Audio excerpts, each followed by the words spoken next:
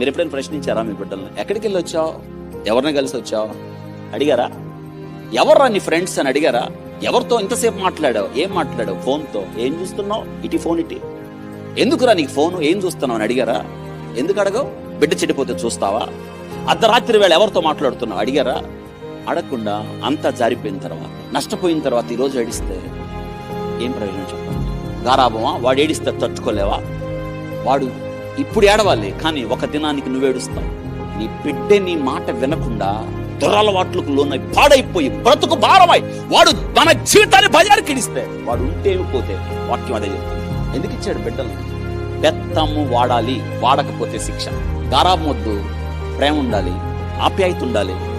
నీ గారాబం నీ బిడ్డను నిత్య నరకానికి తీసుకుని వెళ్ళకూడదు. అందుకే వాడి నరక శిక్షను తప్పించడానికి, పాత వాళ్ళ లోకం నుండి తప్పించడానికి నీ చేతిలో ఉండాల్సింది బెత్తం. ఎందుకు గద్దించవు? ఎందుకు ఖండించవు?